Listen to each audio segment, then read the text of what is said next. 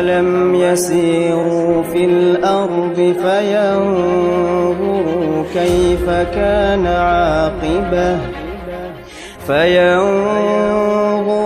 كيف كان عاقبة الذين من قبلهم.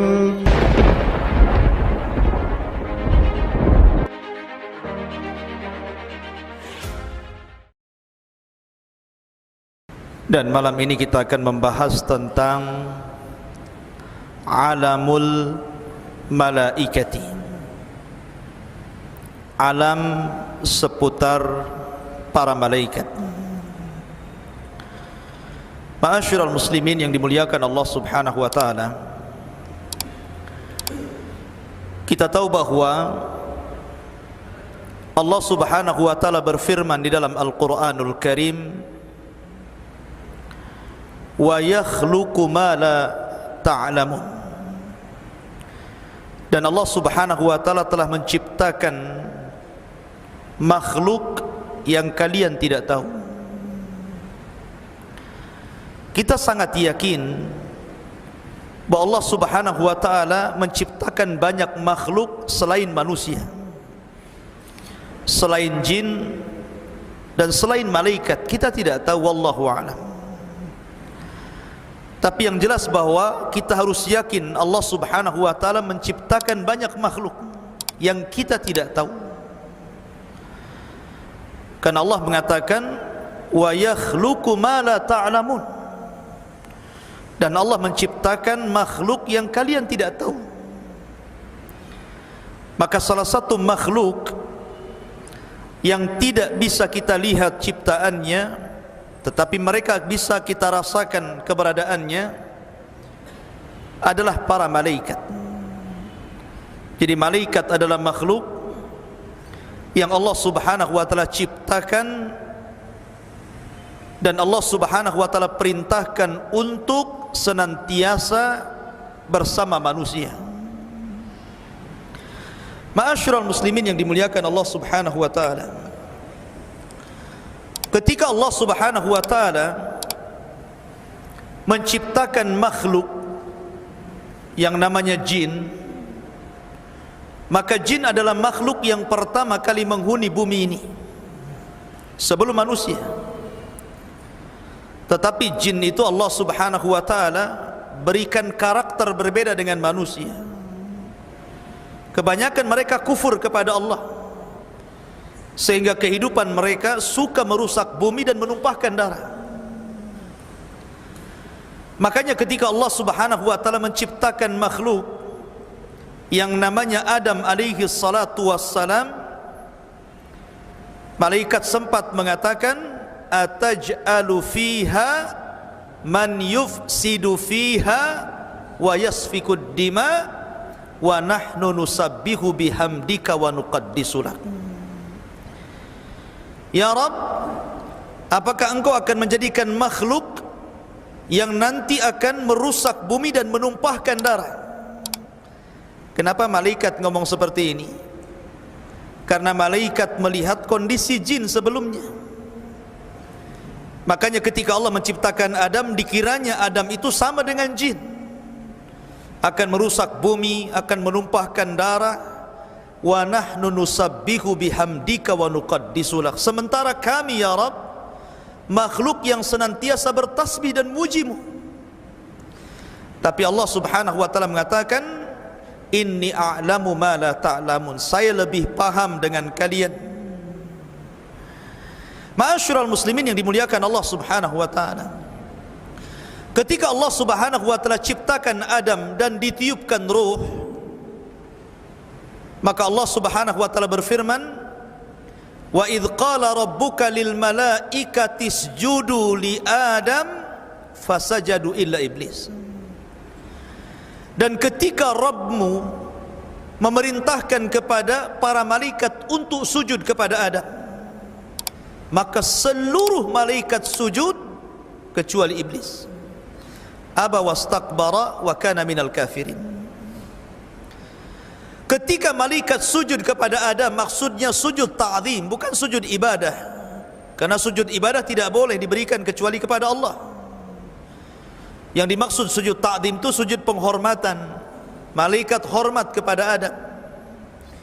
Sejak sujudnya para malaikat kepada Adam alaihi salatu wassalam, maka sejak itu ada hubungan baik antara malaikat dan seluruh anak keturunan Adam. Sejak sujudnya para malaikat kepada Adam, maka sejak itulah ada hubung kait antara malaikat dengan seluruh anak cucu Adam. Makanya Adam alaihi salatu wassalam ketika belum ditiupkan roh, maka iblis itu selalu datang dan melihat-lihat.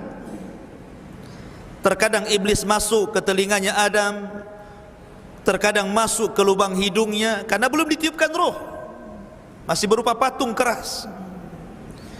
Kemudian iblis mengatakan, lau sullitu alayya la ahlakan. Kalau seandainya makhluk ini diserahkan kepadaku, kuhancurkan dia.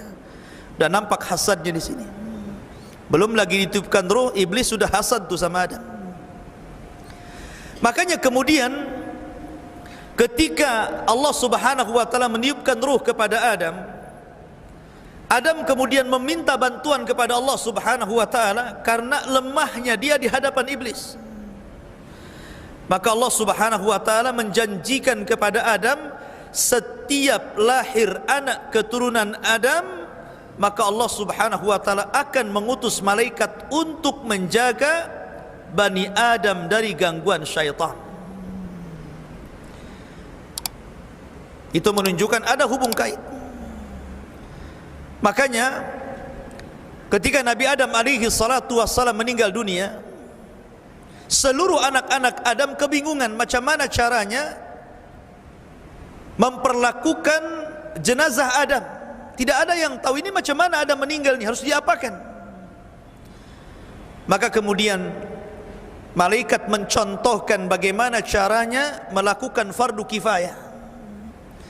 Maka malaikat kemudian memandikan Adam, mengkafaninya dan menguburkannya, yang itu menjadi sunnah bagi seluruh manusia apabila meninggal dunia.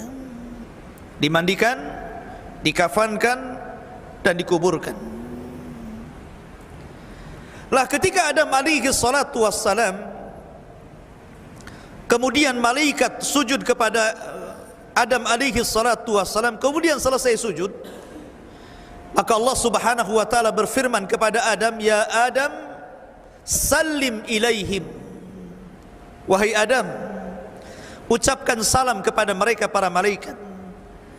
Fa innahu tahiyyatuka wa tahiyyatu ummatika min ba'dika. Karena sesungguhnya ucapan salam itu akan menjadi simbol ucapan penghormatan bagi umatmu sampai kiamat dibangkitkan. Kemudian Adam alaihi salatu wassalam datang kepada malaikat dan mengatakan assalamu alaikum, maka malaikat menjawab wa alaikumussalam wa rahmatullahi wa barakatuh. Maka malaikat menambah wa rahmatullah.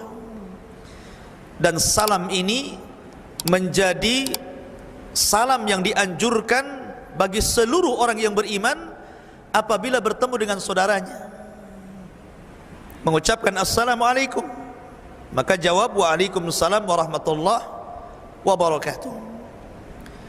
Bahkan diceritakan bahwa ketika Adam alaihi salatu wassalam ditiupkan roh, belum sampai ke dada, baru sampai di tenggorokan, maka tiba-tiba Adam bersin. Kemudian Allah Subhanahu wa taala berfirman, qul alhamdulillah. Katakan ya Adam, alhamdulillah, segala puji bagi Allah. Makanya kemudian disunahkan kalau antum bersin mengucapkan alhamdulillah. Maka malaikat di sekitarnya langsung mendoakan Nabi Adam dan mengatakan yarhamukallah. Jadi antum kalau mendengar bersin, ucapkannya apa? Yarhamukallah.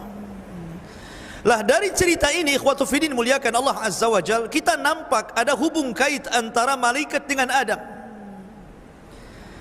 Maka begitu juga akan terjadi hubung kait malaikat ini dengan seluruh anak keturunan Adam sampai kematiannya, sampai ketika mereka berada di padang mahsyar, sampai kemudian mereka sedang dihisab, sampai pun ketika masuk ke dalam sorga. Maka malaikat akan terus bersama manusia. Ma'asyiral muslimin yang dimuliakan Allah Azza wa Jalla, kita mulai mengenal alam malaikat dari hubung kait para malaikat dengan para nabi, hubung kait malaikat dengan manusia, kemudian apa saja yang membuat manusia malaikat senang dan apa saja yang menjadikan malaikat itu tidak suka dan tersakiti, kemudian berapa jumlah para malaikat, kemudian juga bagaimana para malaikat itu ketika mereka bersama manusia, dan begitu seterusnya. Kita akan jelaskan, mudah-mudahan cukup waktunya. Yang pertama, hubung kait para malaikat dengan para nabi. Kita tahu bahwa Ka'bah yang kita lihat hari ini, Ka'bah yang dijadikan kiblat bagi seluruh kaum muslimin, siapa yang menciptakan pertama Ka'bah? Para malaikat. Malaikatlah yang pertama kali membangun Ka'bah. Makanya ketika Ibrahim alaihi salatu wassalam meletakkan Hajar dan juga Ismail, apa kata Ibrahim? Rabbana inni askantu min dzurriyyati biwadin ghairi di zar'in inda baitikal muharram. Ya Rabb, sesungguhnya kami letakkan anak keturunanku di sebuah lembah yang tidak ada tumbuhan di sisi rumahmu yang dihormati. Maksudnya Ka'bah. Saat itu tidak, Ibrahim belum membangun Ka'bah, ya kan? Kenapa Ibrahim mengatakan biwadin ghairi dizar inda baitikal muharram, di sisi rumahmu yang muharram, Ka'bah al-muharram? Maknanya Ka'bah sudah ada. Ibrahim meletakkan Ismail dan Hajar di situ. Cuman karena lamanya waktu, Ka'bah itu kemudian roboh sehingga tinggal pondasinya yang sudah terkubur tanah. Dari situlah kemudian Allah Subhanahu wa taala berfirman, wa id yarfa'u Ibrahimul qawaida wa Ismail. Dan ketika Ibrahim meninggikan Ka'bah, bukan membangun, karena pondasinya sudah ada, meninggikan Ka'bah dan putranya Ismail, karena memang Ka'bah sebelumnya sudah dibangun oleh siapa? Oleh malaikat. Ibrahim tinggal meninggikan saja dari pondasinya. Lah ada kisah yang menarik. Ketika Nabi Ibrahim kemudian pulang setelah meletakkan Hajar dan Ismail di Mekah, kemudian dia pulang ke Palestina. Dan Ibrahim sudah tua. Tiba-tiba Allah Subhanahu wa taala mengutus 3 malaikat yang menjelma anak-anak muda yang tampan, anak-anak muda yang kekar, datang ke rumah Ibrahim. Karena Ibrahim itu ma'ruf, orang yang pertama mengajarkan bagaimana cara menghormati tamu. Dan itu menjadi syariat kita, ya kan? Nabi SAW mengatakan, man kana yu'minu billahi wal yaumil akhir falyukrim dhaifahu. Barang siapa yang beriman kepada Allah dan hari akhir, hormati tamunya. Siapa yang pertama kali mengajarkan cara menghormati tamu? Ibrahim. Dialah yang pertama kali mengajarkan bagaimana cara menghormati tamu. Jadi ketika 3 orang ini datang ke rumah Ibrahim, dia langsung menyembelih seekor kambing. Setelah itu memasaknya, kemudian menghidangkan di antara 3 tamu tadi. Rupanya jangan lagi memakan, nengok saja tidak. Dikasih minum juga sama, jangan lagi meminum, ditengok saja tidak.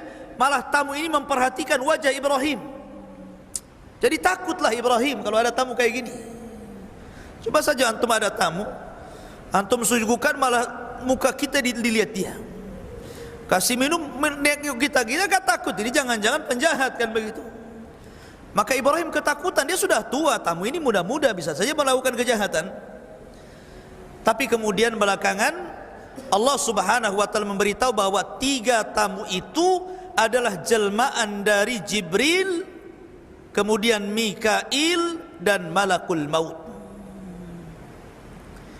Setelah itu kemudian Ibrahim baru paham siapa yang dihadapannya itu. Kemudian Allah Subhanahu wa taala mengutus 3 orang ini dengan 2 tugas. Pertama tugas kepada Ibrahim, yang kedua tugas kepada keponakannya Ibrahim, Lut alaihi salatu wassalam. Adapun tugas kepada Ibrahim, maka malaikat ini menghabar gembirakan bahwa Ibrahim akan punya anak namanya Ishak, lain ibu dengan Ismail. Kemudian yang kedua, setelah memberikan kabar gembira bahwa Ibrahim akan punya Ishak, maka 3 malaikat ini kemudian menuju negeri Sodom, negerinya kaum Lut. Karena mereka menjelma orang-orang laki-laki tampan, laki-laki yang kekar gitu kan, sehingga ketika masuk ke negeri Sodom, Lut itu punya anak perempuan yang selalu berjaga-jaga di perbatasan Sodom. Jadi kalau ada laki-laki masuk, disuruh pulang. Karena apa? Takut diperkosa oleh orang-orang Sodom. Laki-laki memperkosa laki-laki. Aneh ya? Harusnya laki-laki memperkosa perempuan kan gitu. Ini laki-laki memperkosa perempuan laki-laki gitu kan. Namanya kaum Lut, liwat. Bahasa kita kerennya LGBT lah ya gitu. Kemudian anak muda ini terus memaksa ingin bertamu kepada Lut alaihi salatu wassalam. Akhirnya karena mendesak, kemudian anak putrinya membawa 3 tamu yang tampan-tampan ini ke rumah Lut. Rupanya istri Lut ini berkhianat. Dia keluar dari rumah ngasih tahu kaum Sodom bahwa di rumah dia ada tamu laki-laki yang tampan-tampan. Oh, cepat kamu ke sana katanya. Datang segerombolan laki-laki, kemudian mengepung rumah Lut tuh, memaksa ingin masuk dan mengambil 3 anak muda tampan itu. Mereka enggak tahu kalau itu adalah malaikat gitu kan. Masa malaikat mau diperkosa? Ya kan? Ya, coba. Akhirnya kemudian mereka karena memaksa itu membuka, mendobrak pintu. Lut sudah berusaha menahan pintu, tapi mereka meringsak masuk. Disitulah mereka baru paham. Ketika Jibril alaihi salatu wassalam melihat mereka, Jibril keluar dan langsung merubah dirinya menjadi bentuk aslinya, memiliki 600 sayap, dan langsung ditampar oleh sayapnya. Semua buta matanya ya, jadi yang datang itu semuanya buta. Kalau yang enggak datang enggak buta lah. Itu hukuman yang pertama kepada kaum Lut, dibutakan matanya. Jadi keluar matanya semua dari tempatnya. Kemudian setelah itu Jibril terbang ke atas dengan 1 sayap. Jibril menancapkan ke negeri Sodom, kemudian mengangkat ke langit, kemudian menumpahkannya. Otomatis orang berjatuhan itu. Tidak cukup sampai di situ, ketika mereka sudah berjatuh sampai di bumi, Allah tembakin dengan batu seperti meteor, ada apinya sampai mati. Setelah itu baru Allah timpakan Sodom dan mengubur mereka semuanya. Dari sinilah kemudian Ali bin Abi Thalib radhiyallahu an mengambil istimbat hukum bagi para pelaku homoseksual, bahwa mereka bukan dirajam, tetapi mereka dibawa ke atas bukit atau ke atas gedung, kemudian dilempar, setelah itu dirajam dari atas. Seperti Jibril memperlakukan negeri Sodom, dinaikkan dulu, kemudian diruntuhkan, baru ditembakin batu. Begitu ya. Tapi ini tugas pemerintah, bukan tugas antum. Nanti antum tangkepin pula itu orang-orang di jalan itu ya, dibawa ke yang tinggi, dilempar-lempar ya. Ma'asyiral muslimin yang dimuliakan Allah Azza wa Jalla. Lah dari sini ikhwatu fillah, di sini ada hubung kait malaikat dengan Nabi Lut, dan ada hubung kait malaikat dengan Ibrahim. Kemudian kisah yang lain, kisah Nabi Daud alaihi salatu wassalam, raja kedua Bani Israel setelah Talut, Daud, kemudian Sulaiman. Itu 3 raja Bani Israel. Nabi Daud alaihi salatu wassalam terkenal ahli ibadah. Makanya kesehariannya Daud itu menjadikan satu hari untuk melayani rakyatnya, satu hari untuk memfokuskan ibadah dia dengan Robnya, dan satu hari untuk mengurus keluarganya. Jadi Daud membagi tiga tuh. Satu hari untuk melayani rakyatnya, setelah itu satu hari besoknya dia fokus untuk ibadah kepada Robnya, satu hari berikutnya baru dia melayani keluarganya. Jadi kalau dia sedang fokus ibadah atau sedang melayani keluarga, datang kaumnya mengadu, tidak akan direken sama Daud alaihi salatu wassalam. Kenapa? Karena ada waktu harinya. Sampai suatu ketika ada dua orang yang bertengkar tuh, ingin cepat diselesaikan masalahnya, datang kepada Nabi Daud pada hari di mana Daud sedang beribadah kepada Allah. Daud tidak peduli, kenapa? Nunggu 3 hari lagi lah. Ini hari saya beribadah, jangan diganggu. Maka akhirnya Allah subhanahu wa ta'ala mengutus 2 malaikat menguji Daud. Dengan cara apa? 2 malaikat ini menjelma 2 orang yang sedang bertengkar, kemudian naik pagarnya istana Daud. Padahal dikunci tuh. Pagarnya tinggi, orang nggak bisa masuk, ya kan? Nggak ada orang yang bisa masuk dan meloncat pagar. Jadi ketika 2 orang jelmaan malaikat ini meloncat pagar, otomatis Daud takut lagi itu. Nggak ada orang yang bisa meloncat pagar, kenapa orang ini bisa gitu kan? Ketakutan Daud gitu kan? Maka kedua orang ini mengatakan, wahai Daud, kami ini orang yang sedang bertengkar, tolong damaikan kami. Akhirnya kemudian Nabi Daud akhirnya sudah reda dan mengatakan, ada apa dengan kamu? Kemudian orang ini mengatakan, saya punya begini, orang ini begini. Tapi Daud kemudian tergesa-gesa memberikan jawaban. Harusnya seorang mufti harus hikmah dalam menjawab. Kenapa?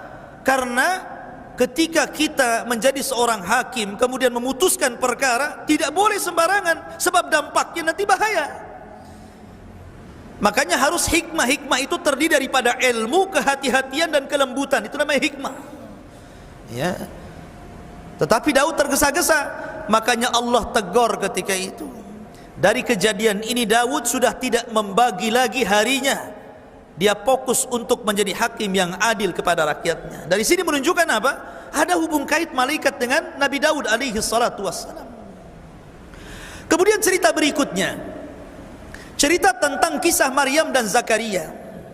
Kita tahu bahwa Nabi Zakaria ini pamannya Maryam, dan Maryam ini terlahir dari keluarga Imran, dan keluarga Imran ini keluarga penghuni Baitul Maqdis. Karena solehnya, maka Allah subhanahu wa ta'ala cantumkan dalam satu surat namanya Al-Imran. Keluarga Imran punya anak namanya Maryam. Maunya laki-laki tapi keluar perempuan, gitu kan? Karena dia sudah bernazar kalau punya anak diserahkan ke Baitul Maqdis untuk mengabdi, ya sudahlah, perempuan pun tak apa-apa gitu kan. Diserahkan ke Baitul Maqdis dan dirawat oleh Nabi Zakaria pamannya. Anehnya, Maryam ini nggak pernah keluar dari mihrabnya. Ya. Dia beribadah sejak kecil, dia beribadah sampai dia gadis. Subhanallah. Karena ibadahnya itulah Allah perhatikan rizkinya. Setiap kali Zakaria masuk ke mihrabnya, sudah ada makanan di situ. Dan makanannya aneh. Makanan yang harusnya di musim dingin ada di musim panas, makanan yang harusnya ada di musim panas ada pula di musim dingin. Dari sini Zakaria berpikir, usia saya sudah 100 tahun, istri saya sudah 90 tahun, belum punya anak. Kalau Allah tidak mustahil memberikan makanan musim panas ada di musim dingin, makanan musim dingin ada di musim panas, maka kalau saya terus meminta keturunan, bukan mustahil Allah juga akan memberikan kepada saya. Dari situlah kemudian Zakaria berdoa, maka datanglah Jibril memberi kabar bahwa istri Zakaria telah mengandung Yahya. Lihat bagaimana hubung kait malaikat dengan Nabi Zakaria. Padahal usianya sudah 100 tahun, istrinya 9 tahun, itu kan sudah tua ya. Coba saja bapak-bapak nanti kalau usia 100 tahun, coba ngaca kayak apa mukanya. Ya. Kan sudah tua dah. Secara logika dokter pun nggak ada yang mengatakan umur segitu punya anak. Apalagi Allah mengatakan wa mra'atuhu akir. Artinya bahwa istrinya mandul gitu kan. Tapi kuasa Allah keduanya memiliki punya anak. Dari sini menunjukkan tidak ada yang mustahil bagi Allah. Jangan putus asa, nggak punya anak, berdoa. Nanti Allah kabulkan. Di sini ada hubung kait antara malaikat dengan Nabi Zakaria dan Maryam. Kemudian hubung kait para malaikat dengan Rasul kita yang mulia alaihi salatu wassalam. Ketika Nabi sallallahu alaihi wasallam diangkat menjadi nabi dan rasul, kita tahu sebelumnya langit itu penuh dengan jin. Langit itu penuh dengan jin. Setiap hari jin itu naik ke langit untuk mencuri dengar wahyu yang diwahyukan Allah kepada para malaikat, supaya apa yang terjadi di bumi Allah tugaskan malaikat itu. Jadi jin itu mencuri dengar. Tapi setelah Rasul diutus jadi nabi dan rasul, maka langit diamankan oleh Allah. Kenapa? Supaya tidak tercampur antara dukun dengan kenabian. Maka Allah amankan langit, tidak ada lagi jin yang naik, karena bintang difungsikan untuk menembaki jin yang naik ke langit. Dari situ menunjukkan bahwa ada hubung kait antara malaikat dengan Rasul, karena malaikat disuruh menjaga langit dan memfungsikan bintang untuk melempari jin. Bahkan setelah kemudian Nabi SAW hijrah dari Mekah ke Madinah, 2 tahun setelahnya ada satu perang namanya Perang Badar. Perang Badar ini bermula ketika kafilah Abi Sufyan membawa dagangan dari Mekah menuju Syam. Dan rute jalan dari Mekah ke Syam itu tidak bisa kecuali harus melewati Madinah. Tidak ada jalan lain, harus rutenya Madinah. Makanya ketika Rasul mendengar ada kafilah dagang Abu Sufyan, senang dia. Kemudian dia mempersiapkan pasukan Muhajirin dan Ansor sebanyak 314 orang.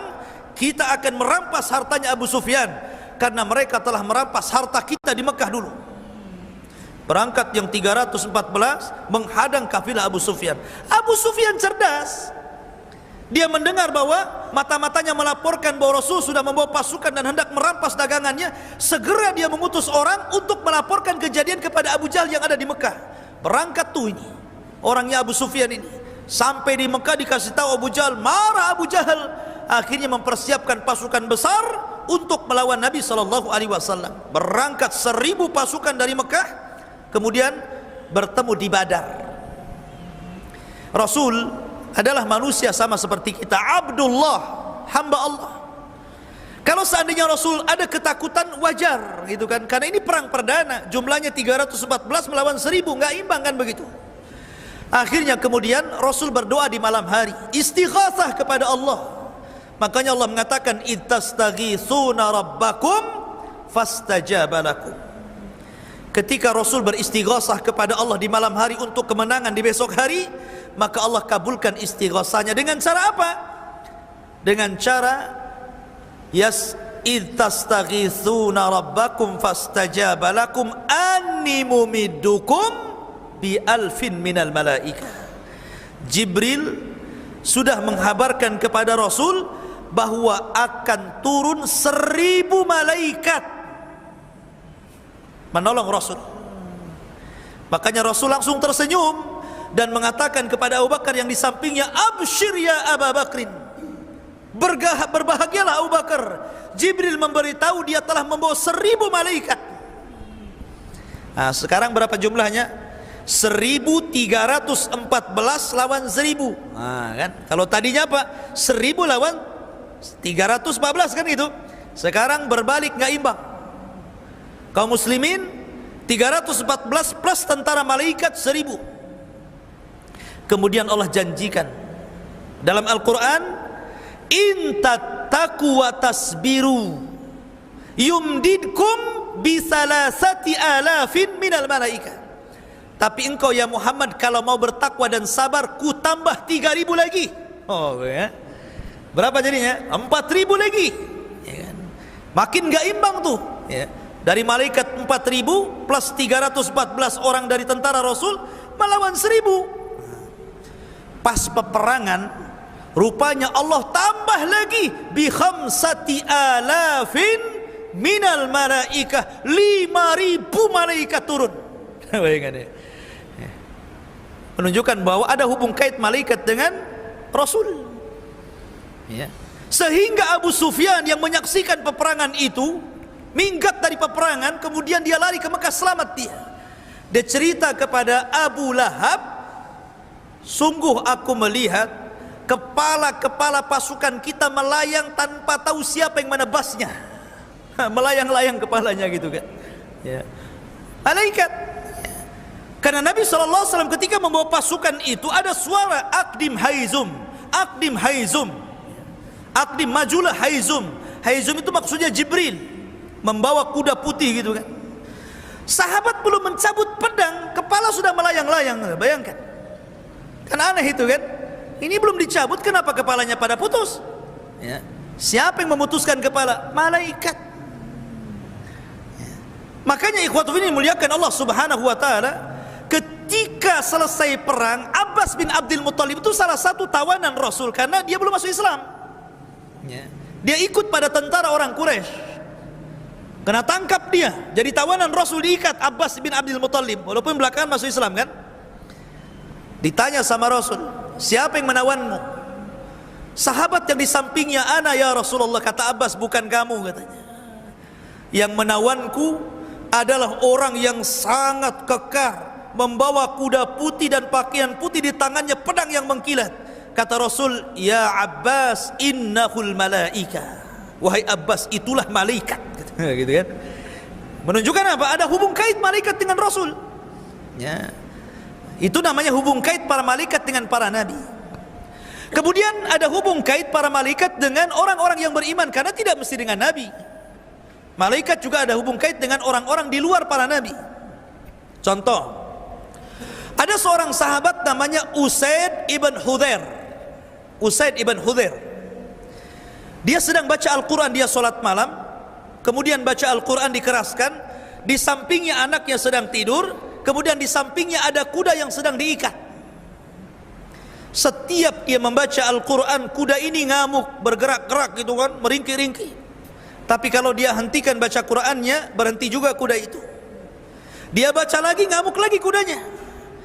Dan tiba-tiba langit itu ada awan dan bercahaya, ya, di atasnya itu. Karena dia takut dengan anaknya, akhirnya dihentikan sholatnya.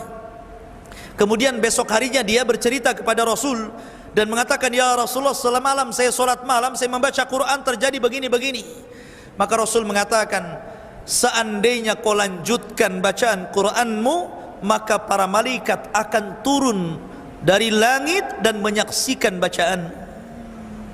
Menunjukkan apa? Ada kaitan malaikat dengan Usaid bin Hudhair. Kemudian contoh yang lain juga, Talha bin Ubaidillah dalam perang Badar atau perang Uhud ke perang Badar gitu, lupa saya. Dia terkena panah badannya. Ya. Namanya manusia kalau terkena panah, ketancap panah gitu kan, dicabut otomatis kan meringis gitu kan. Minimal berteriak aduh kan begitu. Jadi dia terkena panah, pas dicabut dia ngomong aduh sakit gitu kan. Kata Nabi SAW, ya Talha, lau qulta bismillah la rafa'atkal malaikatu wan nasu yanzurun. Ya Talha, kalau tadi kamu tidak mengucapkan aduh tetapi mengucapkan bismillah, sungguh malaikat akan mengangkatmu dan manusia akan memandang dirimu. Ini menunjukkan fadilah bismillah namanya. Tapi sini ada hubung kait antara malaikat dengan siapa? Dengan Talha. Ya. Jadi malaikat itu ada hubung kait dengan manusia. Sampai pun kepada kita yang bukan Rasul, bukan sahabat, hanya orang biasa gitu kan, malaikat akan bersama kita. Termasuk di masjid ini, di Masjid Muhajirin ini. Kata Nabi SAW, majtama'a qaumun fi baitin min buyutillah yatluna kitaballah wa yatadarasunahu illa nazalat alaihimus sakinah wa ghasyiyatuhumur rahmah wa haffathumul malaikah wa dzakarallahu fi man indah.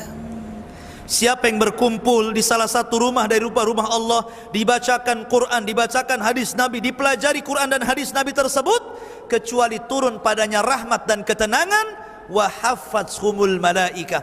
Malaikat dari mana-mana akan datang, kemudian akan mengerubungi kita di atas masjid, sampai akhirnya malaikat akan bertumpuk-tumpuk sampai ke langit.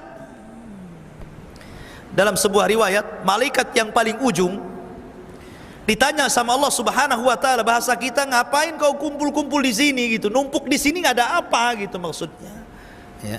Maka malaikat menjawab, karena hamba-hambamu ya Rabb yang di bawah, mereka sedang berzikir kepadamu dan bertasbih.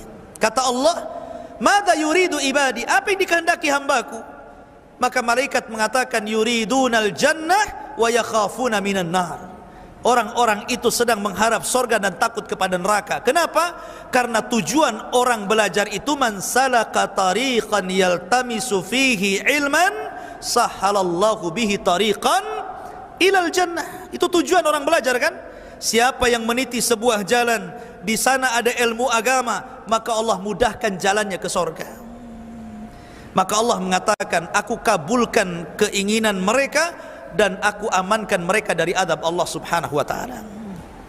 Jadi malaikat akan bersama kita.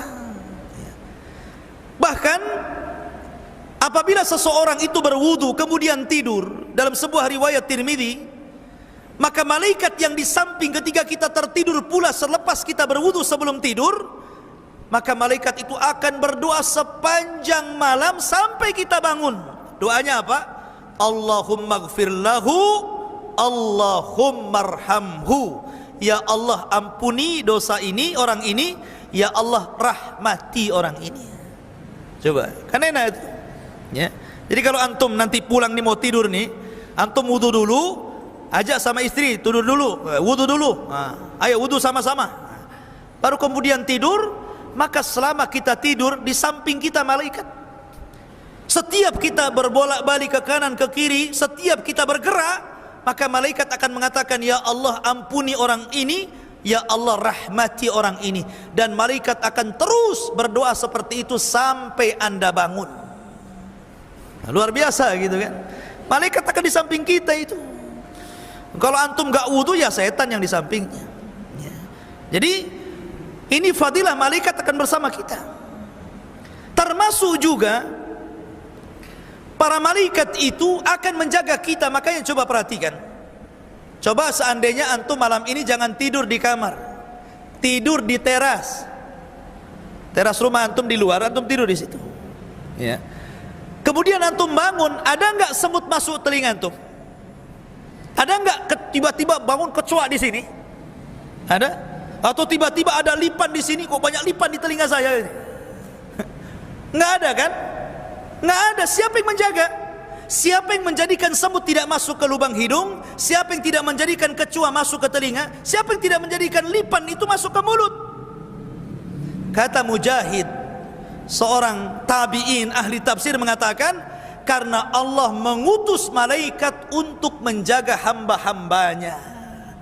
Wa inna alaikum lahafidhin. Dan Allah berikan kepada kalian malaikat para penjaga. Malaikat penjaga beda dengan Raqib dan Atid. Kalau Raqib dan Atid pencatat. Kalau penjaga kita itu, kalau seandainya Allah takdirkan kita sedang di jalan, harusnya kita ditabrak, akhirnya tidak jadi ditabrak. Harusnya kita nabrak, tidak jadi nabrak. Harusnya kita jatuh, tidak jadi jatuh. Siapa yang menjaga kita seperti itu? Malaikat. Cuman kan kita tidak tahu, kalau Allah takdirkan Allah menyingkap malaikat, tentu kita akan melihat malaikat di mana-mana. Karena malaikat gaib bagi kita tidak bisa melihatnya. Dan itu menunjukkan bagaimana para malaikat itu bersama Bani Adam. Tetapi ada hal-hal yang terkadang malaikat tersakiti dengan kita. Contoh, Nabi SAW mengatakan bahwa pernah mengusir orang yang ketika masuk ke masjid mulutnya bau bawang.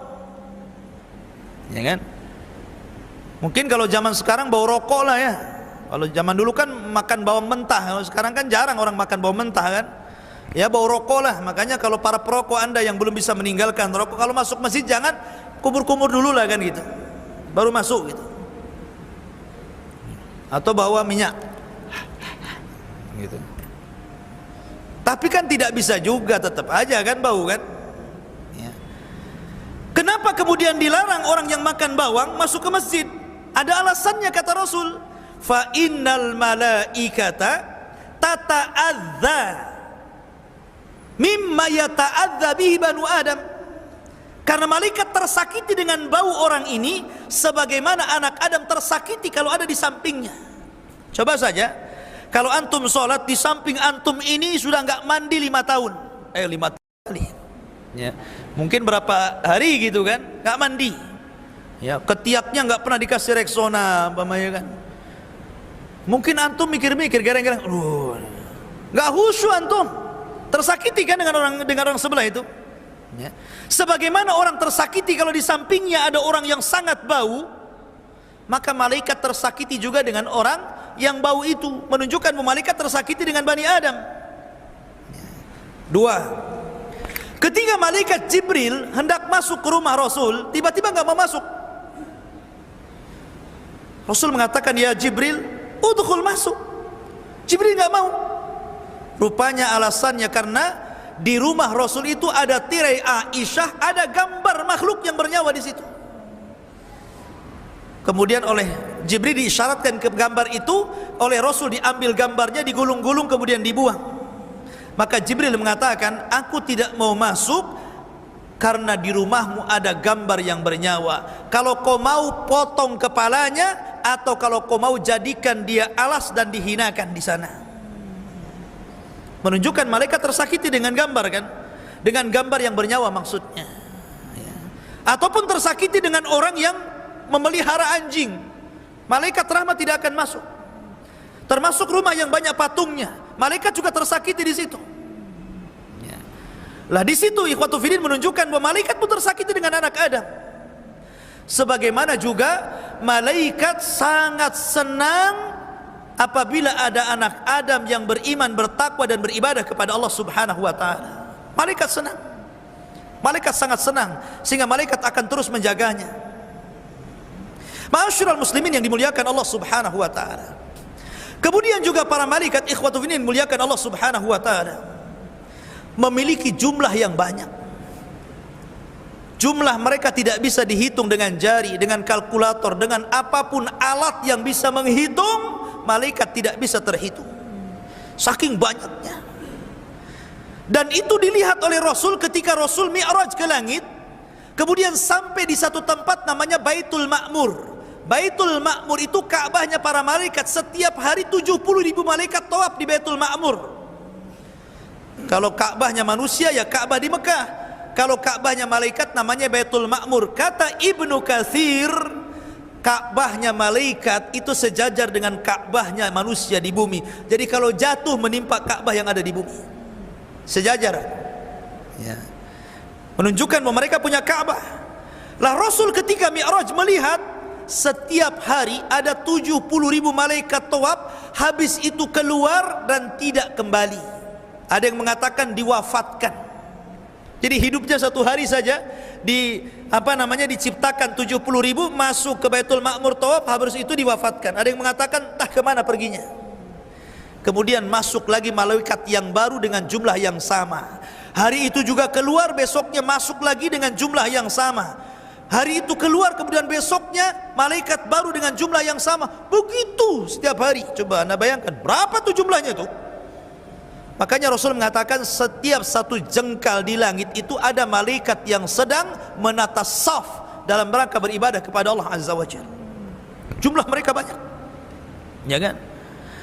Dan di antara ikhwatu fiddin, walaupun jumlah itu para malaikat, mereka sudah dibagi-bagi tugas. Bukan mereka sesuka hati, tidak. Mereka sudah dibagi tugas oleh Allah Azza wa Jalla dengan seluruh tugas yang ada di alam semesta ini. Ada malaikat yang tugasnya menurunkan wahyu saja seperti Jibril. Ada malaikat yang tugasnya ngirim hujan seperti Mikail. Mikail tidak sendirian, ada malaikat-malaikat yang lain yang membantunya. Makanya ada satu kisah dalam Sahih Muslim kalau tidak salah, Nabi SAW menceritakan tentang dua orang yang memiliki dua kebun. Tiba-tiba ada awan ini berjalan sampai ke atas kebunnya seseorang. Tiba-tiba mengeluarkan hujan. Anehnya hujan itu hanya ada di kebun itu saja. Jadi kebunnya luas, ya, tapi hujannya hanya di situ saja. Ini satu petak gitu kan. Ini banyak kebun orang, tapi awan itu hanya menghujani petak itu saja. dan memanggil-manggil nama orang pemilik kebun itu dari atas. Jadi orang yang mengikuti awan itu dari belakang penasaran, kenapa awan itu asik di situ saja, setiap ada awan di situ lagi gitu kan, dan tidak menghujani kebun sekitarnya. Akhirnya kemudian dia bertanya kepada penghuni kebun itu yang memiliki, siapa namanya? Si Anu. Rupanya persis apa yang ia dengar namanya dengan apa yang ia dengar dari langit. Kemudian ditanya, amalanmu apa gitu kan, kok bisa kebunmu selalu dihujani? Maka dia mengatakan, karena aku jadikan hasilku 3 bagian. 1 bagian untuk bibit, 1 bagian aku infakkan, 1 bagian untuk keluargaku setiap panen. Ya. Dari sini menunjukkan ma naqasa min mali sadaqah, tidak mungkin berkurang harta yang disedekahkan. Bahkan Al-Imam Ibnu Katsir rahimahullahu ta'ala menyebutkan satu riwayat dari Ibnu Asakir tentang kisah seorang laki-laki, seorang peniaga, pedagang orang Damaskus, orang Damaskus, ya. Dia jadi kalau membawa dagangan itu ke daerah namanya Zabadan, jauh, harus melintasi padang pasir. Di rumah dia di Damaskus, tempat jualan dia di satu tempat namanya Zabadan. Jadi kalau dia membawa dagangan itu, dia harus menyewa orang-orang, mungkin zaman sekarang ini travel gitu kan, untuk membawa barangnya sampai di Zabadan. Akhirnya setelah dia dapat orang yang agak murah mau membawa barang dia ke Zabadan dari Damaskus, berangkatlah dia. Berangkat. Sampai di tengah jalan, kemudian travelnya ini nawarkan, gimana kalau kita cari jalan yang lebih pendek ke Zabadan, jangan cari jalan yang ini katanya. Akhirnya disepakati boleh juga, biar cepat sampai. Akhirnya dialihkan jalannya yang biasa ke yang tidak biasa. Rupanya tersesat di padang pasir. Setelah tersesat di padang pasir, orang ini melihat sepanjang jalan banyak tengkorak manusia. Ada tengkorak kaki, ada tangan, ada kepala, ada ini. Mulai nggak enak nih. Jangan-jangan travel ini rampok pula ini katanya. Karena sudah nggak enak dia.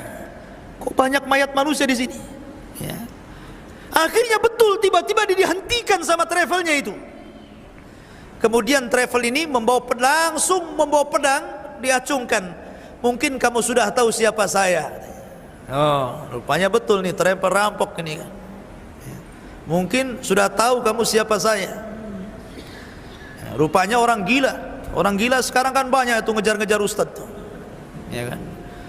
Akhirnya kemudian ya, setelah itu sang pedagang yang saleh ini mengatakan, kalau kau mau ambillah dagangan ini, tapi jangan bunuh saya, biarkan saya pulang katanya. Kata rampok ini, semua orang yang kurampok persis ucapannya dengan kamu. Ya. Tapi saya nggak lepaskan, tetap saya bunuh katanya. Akhirnya dia mengatakan, ya sudah, kalau nggak ada jalan lain, kasihlah waktu, entah beberapa menit saya ingin sholat. Ya. Akhirnya dia cepat-cepat tayamum, kemudian sholat. Namanya sholat di bawah kilatan pedang, kira-kira bisa baca nggak? Lupa semua lah kan begitu. Coba antum sholat, kemudian habis itu mau ditembak gitu kan, lupa Fatihah aja ya lupa. Diem aja gini kan, ini apa yang mau dibaca gitu kan, karena habis ini mau dibunuh masalahnya. Ya. Tapi Allah subhanahu wa ta'ala ilhamkan, ada satu ayat tiba-tiba terlintas di kepalanya. Ayat apa itu? Amma yujibul mudtarra idza da'ah wa yaqsifus su wa yaj'alakum khulafa'al ar'a ilahum ma Allah. Tiba-tiba terlintas ayat ini, langsung dia dibaca. Karena apa? Sudah ngeblank, nggak tahu apa yang dibaca. Tiba-tiba terlintas ayat ini saja yang dibaca sama dia. Amma yujibul mudtarra idza da'ah, diulang-ulang gitu kan. Ya. Tiba-tiba malaikat yang ada di langit yang keempat mendengar. Amma yujibul mudtarra, siapa lagi yang akan mengabulkan doa orang yang kesulitan kalau bukan Allah? Itu maknanya ayat itu. Malaikat yang di atas dengar tuh, langsung diutus oleh Allah untuk menyelamatkan orang ini kemudian dibawanya kuda putih dengan jubah putih dengan pedang yang ada di tangan. Tiba-tiba dari kejauhan memacu kuda ini, tiba-tiba langsung menebas rampok, hilanglah kepalanya. Kemudian pedagang yang saleh mengatakan, siapa kamu? Dia mengatakan, saya al-malaku minal malaika arsalani Allah. Saya malaikat dari malaikat. Allah yang mengutus saya. Aku mendengar doamu dari lapisan langit yang keempat. Aku segera datang. Kata Imam Ibnu Katsir rahimahullahu taala, terkadang orang-orang yang bertakwa, orang-orang yang senantiasa saleh dan salehah, dalam kondisi mungkin dia sangat memerlukan bantuan, maka Allah akan kirimkan para malaikatnya untuk membantu. Itulah malaikat. Ma'asyiral muslimin yang dimuliakan Allah Subhanahu wa taala. Makanya malaikat itu bukan hanya menyertai kita di dunia, sampai di kuburan. Datang mungkar nakir, tanya pula siapa Rabbmu, siapa nabimu, apa agamamu, gitu kan.